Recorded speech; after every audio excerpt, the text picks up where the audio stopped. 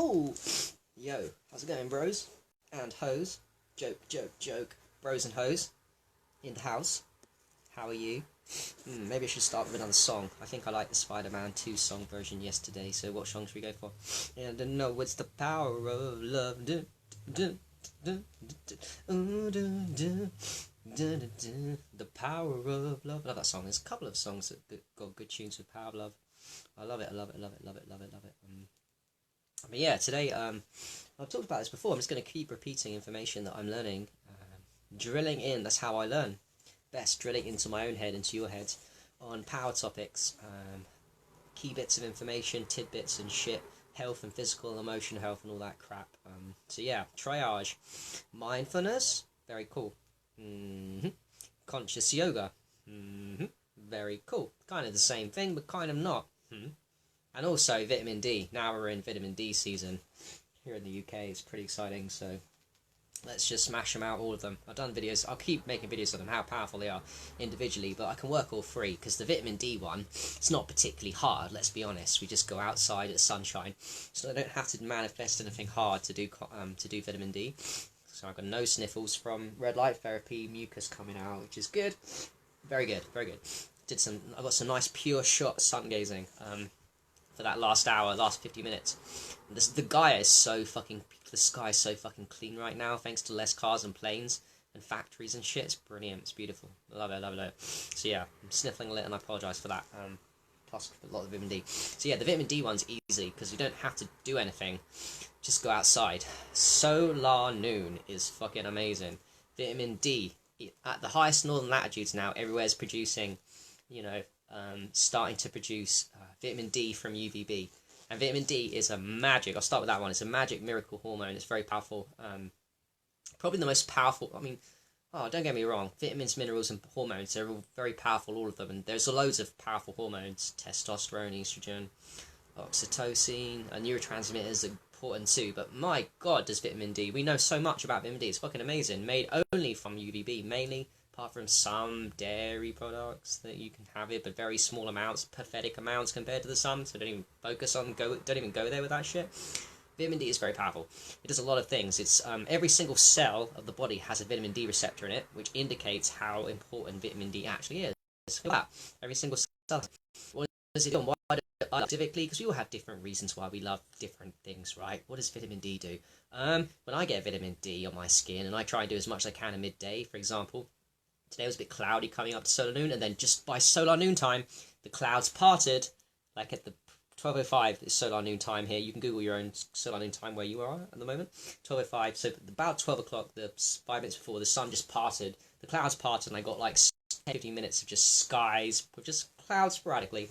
So even more power, although we know vitamin D and UVB penetrates easily through clouds. You should know that by now. Cloud gazing is a thing. You can't sun gaze, look up to the clouds, and it's powerful medicine. Sun penetrates through clouds, so don't worry about it, but you get more vitamin D. And it's amazing. So why? Let me go back to the beginning. Hi Faisal, mate, how you doing? Yeah, vitamin D is fucking amazing, mate. I'll tell you my favourite reasons for vitamin D. I wrote 50% of my first book on sun gazing was all on vitamin D, so very powerful. My favourite reasons. And I try and expose as much skin as possible, because the more skin you expose at that solar noon time, the more vitamin D you can make of a day. And of course now I'm even more excited because now we just started maybe last week or 2 weeks ago with the UVB in the sky. Now every single day up till June solstice, June 21st, June 20th is my birthday by the way, up to June 20th, every single day now, the next 60 days, 60 days? Yeah, 60 days till June 20th, till it gets sun hot, till it's the strongest, the longest day of the year. There's going to be more and more vitamin D in the sky, which I'm really, really excited about. Like I really want to crack on. Every day now, just going to build and build and build and more vitamin D. So, my favourite reasons why I love vitamin D. It's a happiness hormone. It's a health hormone, but it's a happiness hormone. It makes all of us, what works for me works for you. You're a human like me. It makes you way happier than you're normal, and I'm pretty happy anyway. I'm not gonna lie, I'm a happy guy. But you can always do with extra happiness, right? We live in duality. It's cool. So it makes me really fucking happy, and I feel elated, and my elevation of mood and state.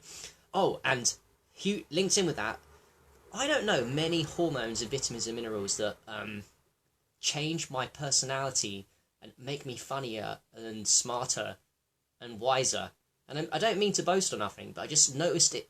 It's always been like that with vitamin D. There's no other thing that does it quite like it. It changes and shifts my personality. I just become a little bit more easygoing, a little bit more funnier. And what it will do for you is it will just, those little quirks and personality that your friends like about yourself, it's like, oh, that Harry guy, that guy, well, you know, your friends are like, oh, we like that about you when you're being stupid and stuff. You know, that stuff that everyone likes about you and you like about you, your personality, your ego personality, you want to call it. Well, vitamin D is the only thing that really amplifies it. I don't know why this is. And you know, guys, before I even got into physical health community 3 years ago, I bought a vitamin D spray, the 10,000 IU, which is a lot, by the way, because most normal people don't take that much. 10,000 IU sprays. I recommend them. The those liquid sprays.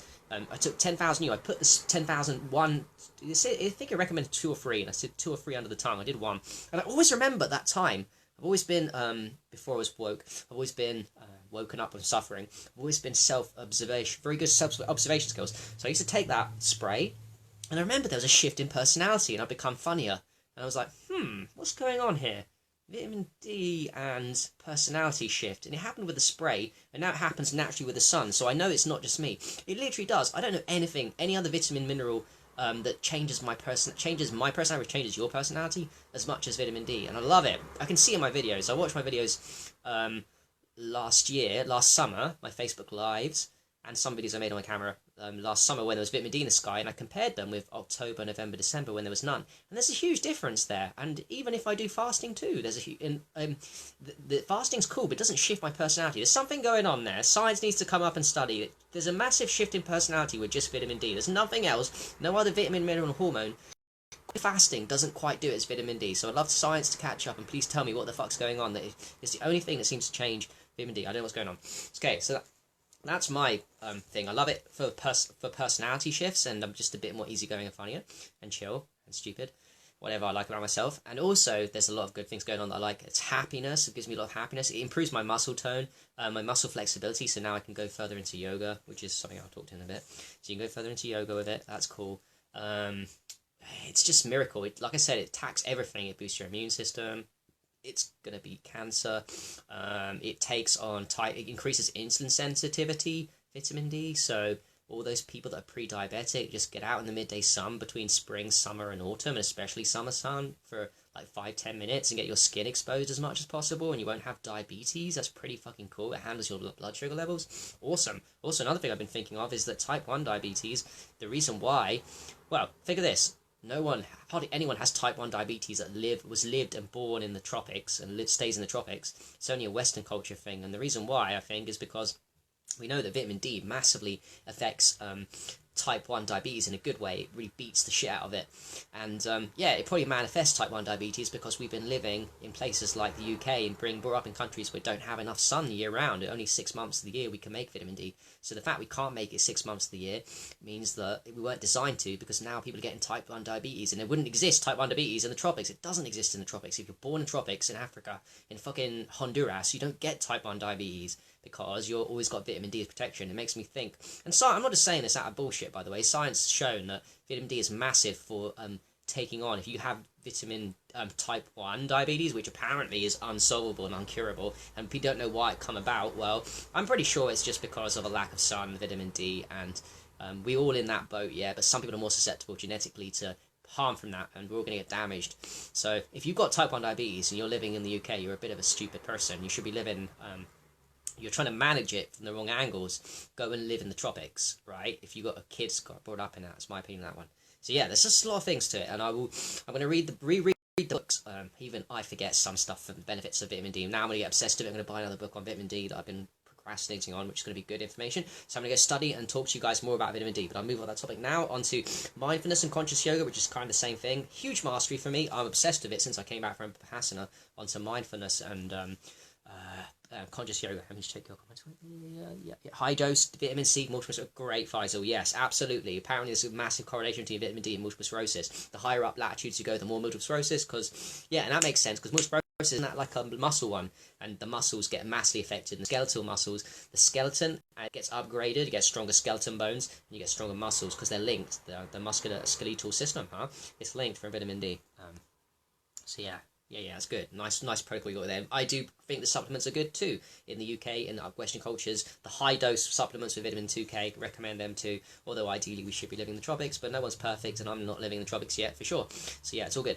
Anyway, conscious yoga, mindfulness, absolutely. Ever since I came back from a sauna, I realised how important it is for me to be more conscious in my life, because I realised my damage and my imbalance has all been created by being pushed out of the present moment due to trauma.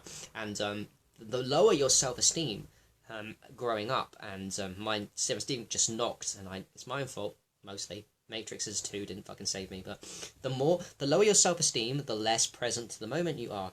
That's a rule of people with self-esteem. Someone that's got severely low self-esteem has been kicked out of the present moment. Now they're in thought and like victim mode and negativity. They're like, oh, I can't get to the present moment. Can't be mindful. Can't be fucking mindful. And we can all start from where we are, but I'm making a point. If you're comparing a normal person that's been kicked out of mindfulness and presence they had as a kid, because we all as kids get kicked out of, I apologize, I'm talking really fast by the way, just trying to get someone to just not make it too long. As kids, we're all present to the moment, kind of. As babies, pure. As we grow up to a normal adult, we get kicked out of the present moment. And then some adults get lower self-esteem and get kicked out of the present moment even more. And someone that's really fucked up self-esteem has kicked themselves out of the present moment even more. So the key for everyone, even normal people, is mindfulness, right? Mindfulness, present to the moment. How do you do that? Very simple. Be mindful, be present, because you're present and mindful when you're using your five senses. You're using your sight, you're using your either one, all of them. Your sight, your hearing, your taste, your nose, and your touch and feel, right? Using the senses is mindfulness. Mindfulness is using one of those senses or all of those senses and practicing using that on a daily basis, because you always have access to the present moment, because the present moment mindfulness is always there. That's what I love about mindfulness, by the way. Not only will it fix you and heal you and knock you, improve your self-esteem and confidence, because ultimately your confidence and self-esteem comes from being present to the moment and having gaps and spaces as opposed to thoughts of the past, of your worries, or learning lessons from the future. Even if your future's good. Future's good's cool, but it's still better to be present to the moment and really fix your brain and do that stuff. So how do you do that mindfulness? Well, you've got present moment mindfulness, like I said. Taste is only when you can eat foods, right? So that's cool. When you're eating foods, go and practice. I need to practice that one. It's the one I'm getting to slowly. I'm doing this slowly, mindfulness, but I'm really getting deep. It's like a muscle, mindfulness. I'm really getting stronger since I committed after Passing. I've been like 1 week after that now, 7 days, and I've been nailing it, and I can feel myself go deeper with all these the senses that I'm working with. I didn't start with, that's the last one I'm going to tackle. Still being mindless on my food eating. Forgive me for not being perfect, but there's other ones. Smells a bit inconsistent because you don't always get smells. That's a bit inconsistent, but what's consistent you can access very easily is the sight, because as soon as you open your eyes, there's always something to look at. Always. Unless you're blind. And even if you're blind, you can do other senses. You can maximize your other senses, which is cool. So you've got your sight, you've got your hearing. Pretty much all the time there's some kind of sound going on. So you can use the sight, you can use your hearing, you can also use your touch feel. Your touch feel includes the fact you're not meditating right now. You have somehow, if I'm standing up now, I've got my feet on the ground. How does it feel, Harry, to have how does it feel, guys, to standing, sitting, what are you doing right now? How does it feel to have your bum on the chair as you're sitting down? How does it feel to stand up and feel your feet on the ground? That's touch and feel. Now you can go further with it. Okay, how does it feel for, I'm wearing clothes right now. How does it feel for my upper chest to be touching the clothes? How would you know how that feels? Well, because when you take it off, you've got a difference in contrast. There's a feeling going on there, isn't it? There's a feeling where's the clothes on my back.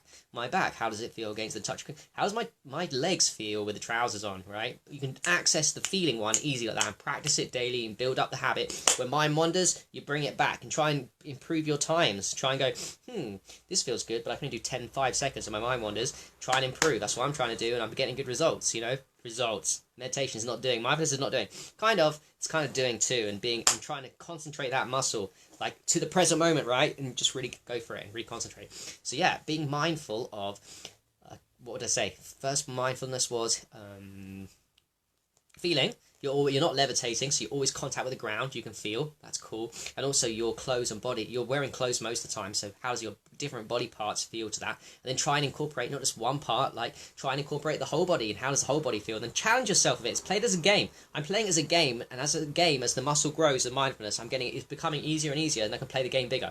So I've expanded from what I started with just feeling, to now sight. Sight, that's a good one. What are we doing most of the time? Well, we're looking, when we're not talking, we're listening to someone else, or we're just doing it in our own thoughts and daydreams. We're not looking at what we're looking at. We're not looking at it. We're looking through it, right? We're looking through it, not at it. We're looking through it because I'm wandering all over the place. How about we look at it and recognize, hey, I'm really looking at the tablet right now. Let me stop it.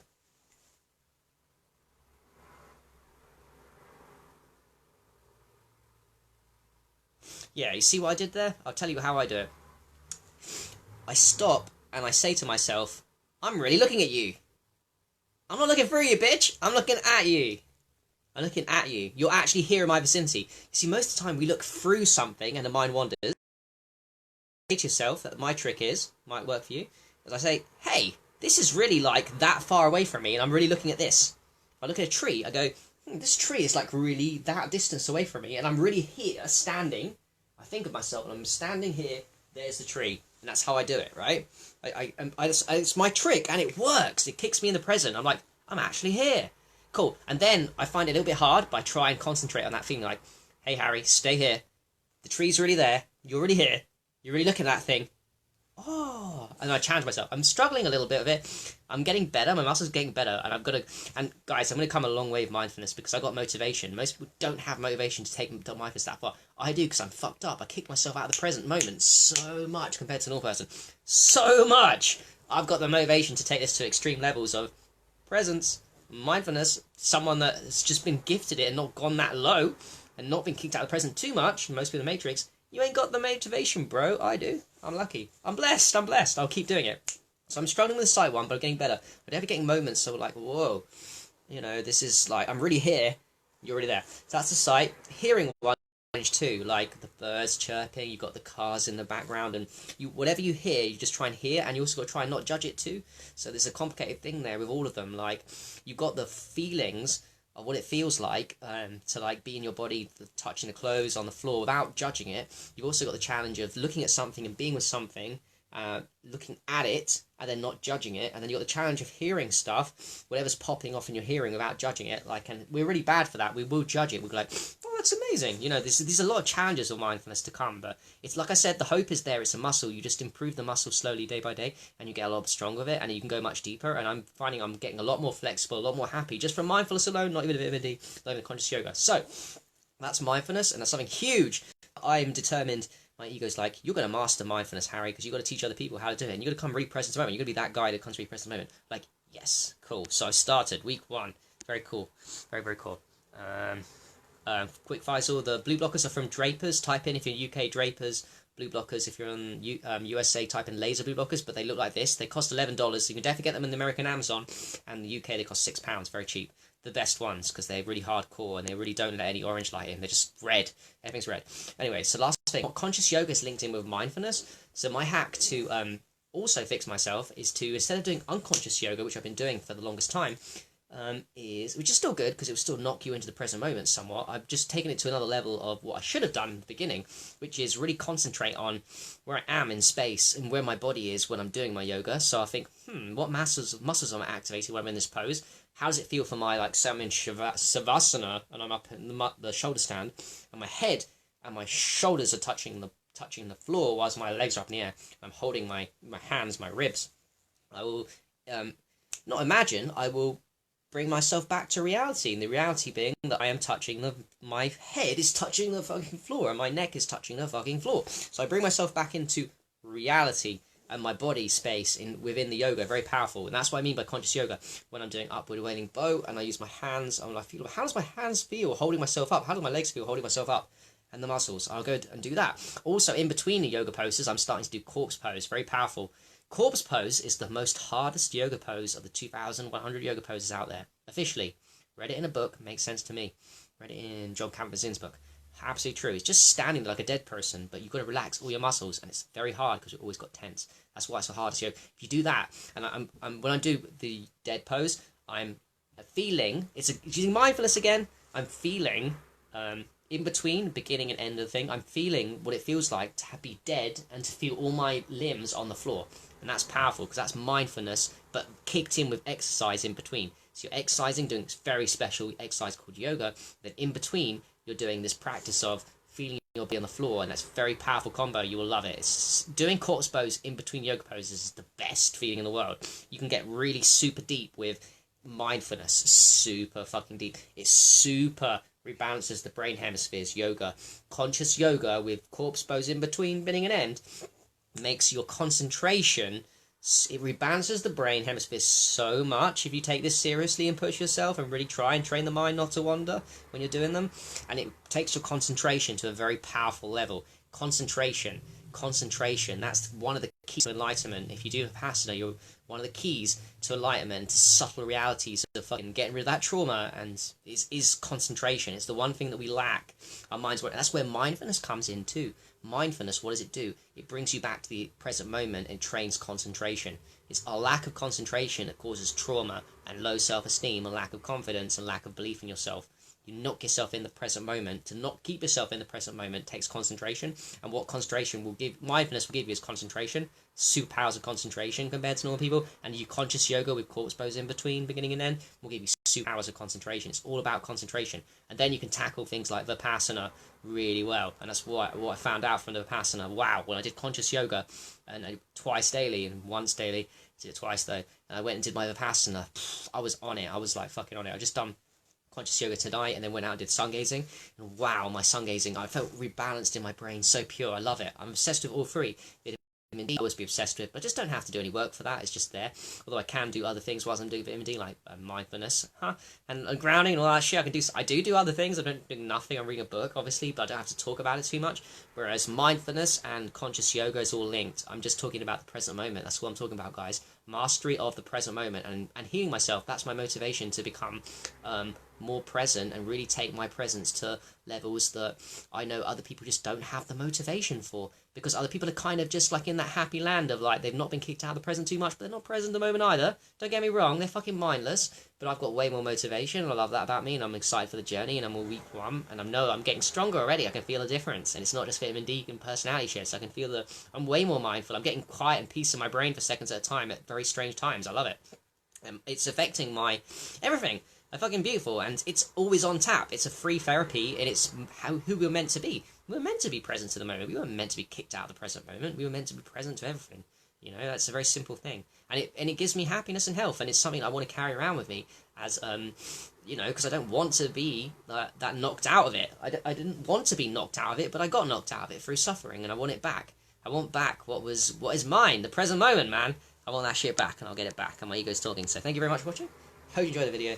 Went all over the place. Vitamin D, very powerful. Mindfulness, very powerful. Conscious yoga, very powerful. And I'll carry on talking about these topics because I've just started on them, and I'll go deep and prove that it's very powerful through my own experiences as you see me watch and grow now. Because I'm always watching and growing, but you'll see me grow and get more present. That's all I care. I'll be more of the guy that's into the present moment.